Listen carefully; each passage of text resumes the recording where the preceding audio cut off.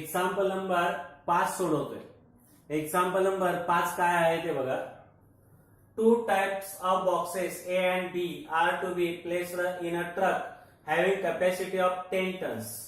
म्हणजे काय रे, एक ट्रक आहे, त्याची क्षमता आहे 10 टन वेटची आणि त्याच्यामध्ये आपण बॉक्सेस ए आणि बी टाइपचे ठेवणार आहोत। फेन 150 बॉक्सेस ऑफ टाइप ए, 150 पेटी आपण ए प्रकारच्या ठेवल्या। 100 boxes of type B, B प्रकारच्या पेट्या आपण किती ठेवल्या, 100 are loaded in the truck, its weight 10 tons. त्यावेळेला काय, त्याची क्षमता 10 टनाची पूर्ण होते। बट परंतु आता काय केलंय, when 260 boxes of type A, आता ए टाइपचे बॉक्स किती घेतले, 260 are loaded in the truck, it can still accommodate 40 boxes of type B. आणि 40 बॉक्स कशाचे घेतले, टाइप बी चे। So that it is fully loaded, त्यावेळेला त्याची कॅपॅसिटी पूर्ण होते, कशाची, क्षमता पूर्ण होते 10 टनाची। Find the weight of each type of box, तर प्रत्येक बॉक्सची काय असेल, वेट विचारलंय त्यांनी काय आहे ते। मग आपण काय करूया, इकडे लक्ष द्या। Answer, let the weight of a box type A be काय म्हणूया, एक्स टन। काय केला, the weight of a box type A, the weight of a box type A be x ton and the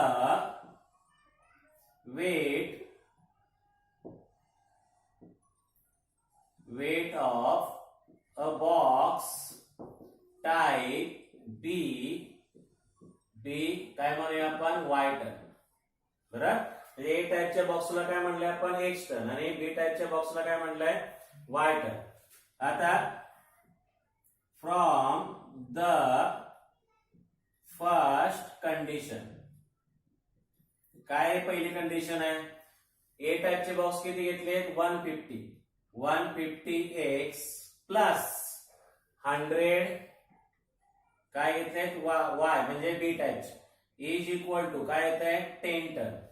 बरोबर, आला याला का, याच्यामध्ये 0 0 निघून गेले तर काय होईल रे, 15x plus 10y is equal to 1। याला काय म्हणूया आपण, इक्वेशन 1। कळतं ना, म्हणजे 10 ने भागलं आपण। आता फ्रॉम द सेकंड कंडिशन,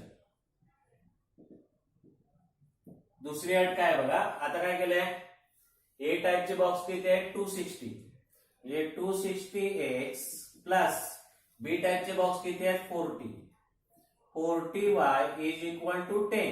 इथे 10 टनच आहे, इथे सुद्धा 0 0 निघून गेले तर काय होईल, 26x plus 4y is equal to 1। याला काय म्हणूया, इक्वेशन 2। आता काय करूया आपण, एक तर x बॅलन्स करा किंवा y बॅलन्स करा। y तुम्हाला जमतील बॅलन्स करायला, बरोबर ना। इथे किती येईल, 10 चौक 40 किंवा 20 पण तुम्ही करू शकता, कारण 4च्या पाड्यात पण 20 येतात, 10च्या पाड्यात पण 20 येतात। मग काय करूया बघा, इकडे लक्ष द्या। मल्टीप्लाइंग इक्वेशन 1 बाय 2, कारण 20 करायचं ठरलंय ना, किंवा 4 ने गुणलं तरी चालेल, 40 केलं तरी चालेल। अँड इक्वेशन 2 बाय कितीला, आता मग 20 करायसाठी 5, कळतं ना, किंवा 10 ने इकडे गुणा, 4 ने इकडे गुणा, चालेल, कसंही केलं तरी चालेल। 10 चौक 40 करा किंवा 20 केलं तरी चालेल, 10 दुने 20 आणि 4 पंचे 20। मग आता इथे बघा, इथे काय कशाने गुणायचं, इक्वेशन 1 ला 2 ने गुणायचं, म्हणजे इथे किती येईल, 15 दुने 30, इथे 20y, बरोबर, इथे किती येणार, 2। हे काय झालं, इक्वेशन 3। आता इथे कितीने गुणायचे आहे, 5 ने, 26 गुणिले 5, 26 पंचे 6 पंचे 30, 5 दुनी 10 3 13, 130, 130x प्लस इथे किती येईल, 4 पंचे 20y, बरोबर, इथे किती येईल, 5। हे काय झालं, इक्वेशन 4। कळत आहे, तुम्ही 10 ने 4 ने गुणा किंवा समजत असेल तर काय केलं तर चालेल, 20 करण्यासाठी 2 आणि 5 ने गुणलं तरी चालेल। आता इथे बघा चिन्ह सारखे आहेत, याचा अर्थ इथे काय करायला लागेल, वजाबाकी करायला लागेल. काय करायला लागेल, वजाबाकी. मग काय करणार बघा इकडे, सबट्रॅक्टिंग इक्वेशन 3 बरोबर ना, फ्रॉम काय येणार 4. Subtracting equation 3 from 4. आता 4 काय बघा, 130x plus 20y is equal to 5 आणि 3 काय 30x plus 20y is equal to 2. आता मायनस एक ओळ सोडायची, का सोडायची माहिती आहे तुम्हाला, वजा वजा वजा चिन्ह बदलायचे. बरं, आता इथे 5तून 2 गेले 3, इथे 20y 20y कॅन्सल, 130 मधून 30 गेले 100x, म्हणजे काय येईल 100x बरोबर 3, म्हणून x बरोबर 3 भागिले 100. बरं, आता काय करायचं, ही किंमत इक्वेशन 1 किंवा 2 मध्ये टाका. Put value of x is equal to 3/100 in equation 1 मध्ये ठेवूया. बघा इक्वेशन 1 काय आपला, 15x plus 10y is equal to 1. 15 into x ची किंमत काय 3/100 plus 10y is equal to 1. आता इथे बघा 15 गुणिले 3 येतील, म्हणजे 45/100 10y इज इक्वल टू 1. आता हे तिकडे घेतलं तर काय होईल, 10y बरोबर 1 मायनस 45/100.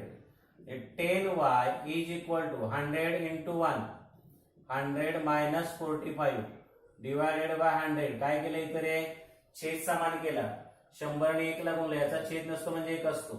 100 वजा 45 भागिले 100 म्हणजे काय येईल ते सांगा. बघा 10y इज इक्वल टू काय येईल, 100 मधून 45 गेले 55, 55 भागिले 100. y बरोबर 55 भागिले 100. आता हे भागिले ते काय होणार, गुणिले. बरोबर ना, भागिले नाही सॉरी गुणिले ते भागिले होणार, म्हणजे 1/10.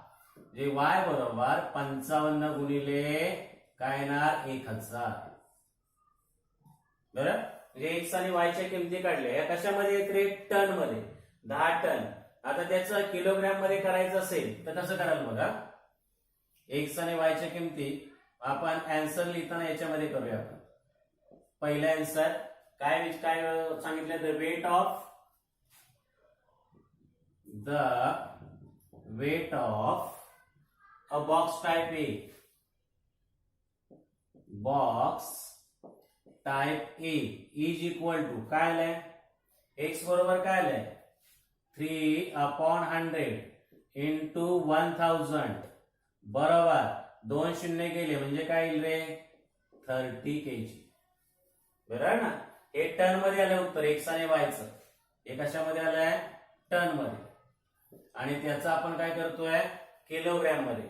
म्हणजे इथे काय येईल, the weight of a box type B is equal to, B चं काय आलंय 55 इंटू 1000.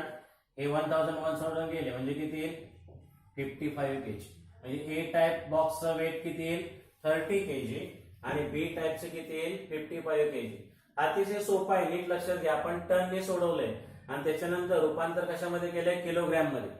म्हणजे 1 टन बरोबर 1000 किलोग्रॅम. तुम्हाला माहिती आहे 1000 ने गुणलं तर ते टनचं कशामध्ये रूपांतर झालं किलोग्रॅम मध्ये. तर अशा प्रकारे आपण एक्झाम्पल नंबर 5 सोडवलेलं आहे. तुम्ही व्यवस्थित सोडवायचे. आता याच्यानंतर लगेच आपण एक्झाम्पल नंबर कुठलं घेणार आहोत 6. आपण प्रॅक्टिस सेट 1.5 मधलं शेवटचं एक्झाम्पल घेतोय 6वं. बघा काय example, out of 1900 kilometre we shall travel some distance by bus and some by aeroplane. 1900 kilometre पैकी काही विशालने काही अंतर बसने पार केले आणि काही एरोप्लेनने. Bus travels with the average speed, बसचं स्पीड किती होतं 60 kilometre per hour and the average speed of aeroplane is 700 kilometre per hour. म्हणजे बसचं स्पीड होतं 60 किलोमीटर पर आवर आणि एरोप्लेन म्हणजे विमानाचं स्पीड किती होतं 700 kilometre per hour. It takes 5 hours to complete the journey. त्याला किती तास लागले 5 तास. Find the distance Vishal travel by bus. तर त्याने काय केलं विशालने बसने केलेल्या प्रवासाचं काय काढायचं आहे अंतर काढायचं. कळतंय. मग आपण काय करूया आन्सर अतिशय सोपं आहे नीट लक्ष द्या. Let Vishal travel x kilometre by bus and y kilometre by plane. विशालने बसने केलेलं अंतर x किलोमीटर मानूया आणि प्लेनने किती किलोमीटर गेलाय तो y किलोमीटर. आता पहिली कंडिशन बघा काय फ्रॉम द फर्स्ट कंडिशन काय x आणि y. बसने x किलोमीटर गेलाय y ने बसने x किलोमीटर आणि प्लेनने y किलोमीटर. या दोघांनी मिळून किती किलोमीटर गेलाय तो x plus y is equal to 1900. याला म्हणूया आपण इक्वेशन 1. आलं लक्षात. बसने गेलेलं अंतर आणि प्लेनने गेलेलं अंतर मिळून किती अंतर पार केलंय त्याने 1900. आता दुसऱ्या कंडिशन साठी तुम्हाला एक गोष्ट माहित पाहिजे ती म्हणजे की time is equal to distance upon speed. हे तुम्हाला सायन्स मध्ये झालंय. वेळ बरोबर अंतर भागिले वेग. काय वेळ बरोबर अंतर भागिले वेग. हे तुम्हाला सूत्र ऑलरेडी झालेलं आहे सायन्स मध्ये. बरं आता काय करूया आपण या सूत्रानुसार पाहिजे फ्रॉम द सेकंड कंडिशन. बघा डिस्टन्स अपॉन स्पीड. डिस्टन्स बसने किती गेलाय तो रे x. बरं स्पीड किती आहे बसचा 60. आधी प्लेनने किती गेलाय y अंतर गेलाय आणि स्पीड किती आहे त्याचं 700 आणि दोन्ही मिळून टाइम किती लागलाय 5 म्हणजे 5 तास लागले. बघा डिस्टन्स बसचा आहे डिस्टन्स बसचा x स्पीड आहे 60 एरोप्लेनचा आहे y आणि स्पीड आहे 700 आणि दोन्ही मिळून तो किती अंतर कापलंय 5 hours कम्प्लीट द जर्नी. बरं मग इथे तुम्हाला काय करावं लागेल छेद समान करावं लागेल. आता छेद समान करताना काय करायला लागेल 700 ने इकडे गुणा लागेल 60 ने इकडे गुणा लागेल किंवा या दोघांचा काय काढा एलसीएम काढा लसावी काढा आणि त्याने गुणलं तरी चालेल. मग या दोघांचा एलसीएम कसा काढाल एलसीएम येतो का काढता तुम्हाला का देऊ काढून. बघा एलसीएम कसा काढायचा 60 चे अवयव आणि 700 चे अवयव. 2 ने भाग झाले 2 त्रिका 6 परत 2 ने झाले 2 पंचे 2 के 2 पंचे 10 परत 3 पाची 15 आणि 5 एके 5. इथे 2 ने झाले 2 त्रिका 6 2 पंचे 10 2 के 2 साती 14 2 पंचे 10. आता इथे जाईल 5 ने 5 त्रिक 15 आणि 5 पाचा 25 5 7 35 7 एके 7. 60 चे अवयव 2 गुणिले 2 गुणिले 3 गुणिले 5. 700 चे 2 गुणिले 2 गुणिले 5 गुणिले 5 गुणिले 7. आता एलसीएम कसा काढतो रे पहिल्यांदा कॉमन फॅक्टर. काय करतो आपण common factor into uncommon factor. झालंय काय 6वी 7वी ला झालंय. कॉमन फॅक्टर कुठले आहेत बघा 2 दोघांमध्ये इथे पण 2 दोघांमध्ये 5 दोघांमध्ये. त्याच्यानंतर राहिलेले सर्व 3 इथे 3 राहिले, इथे 5 आणि इथे 7. 2 दुनी 4, 4 पंचे 20, 20 त्रिक 60, 6 पंचे 30 आणि 7 त्रिक 21. म्हणजे इथे किती एलसीएम किती येईल 2100. म्हणजे इथे कशाने गुणा लागेल तुम्हाला 2100 ने गुणा लागेल. म्हणजे x भागिले 60 गुणिले 2100 अधिक y भागिले 700 गुणिले 2100 बरोबर 5 गुणिले 2100. सर्वीकडे कशाने गुणला 2100 ने. इथे सुद्धा आणि इथे सुद्धा मल्टिप्लाय बोथ साइड बाय 2100. आता इथे भागायला 0 गेले 0 गेले म्हणजे इथे किती येईल 6 दुनी 12, 6 त्रिक 18 बरोबर आणि 6 पंचे 30. मग 35x प्लस इथे 2 शून्य जातील 7 त्रिक 21 म्हणजे 3y. आता इथे 5 एके 5, 5 दुनी 10 आणि 2 शून्य बरोबर. हे काय झालं तुमचं इक्वेशन 2 बरोबर. आता काय इथे बघा इक्वेशन 1 मध्ये y बॅलन्स करता येईल तुम्हाला. इक्वेशन 1 ला काय करा 3 ने गुणा. हा छेद समान तुम्हाला येतो पुसून टाकतो मी. येतो ना सर्वांना छेद समान करता किंवा एलसीएम काढायचा नसेल तर मग तिरकस गुणाकार करा, पण ते कॅल्क्युलेशन तुम्हाला जास्त येईल म्हणून मी तुम्हाला एलसीएम काढून दाखवलं, लसावी काढून दाखवलं. आता काय ठरलंय आपला मल्टिप्लाइंग इक्वेशन 1 बाय 3, कारण आपल्याला y बॅलन्स करायचे आहेत ना. म्हणजे इथे काय येईल 3x plus 3y is equal to काय येईल 19 इंटू 3, 9 त्रिक 27, 3 एके 3, 4 आणि 5 म्हणजे किती येणार 5700 बरोबर.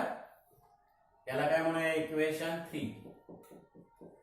आता इथे 3y आणि इथे 3y ची चिन्ह समान आहेत म्हणजे काय करायला लागेल वजाबाकी. Subtracting equation 3 from 2. आता 2 काय आहे 35x plus 3y is equal to 5700 minus हे काय 3x plus 3y is equal to sorry इथे काय आहे 10500 आणि इथे काय 5700. आता एक ओळ सोडायची. काय एक ओळ सोडायची रे आपल्याला काय करायचंय वजाबाकी. इथे वजा इथे वजा इथे वजा बदललेले चिन्ह अधिकचं वजा अधिकचं वजा अधिकचं वजा.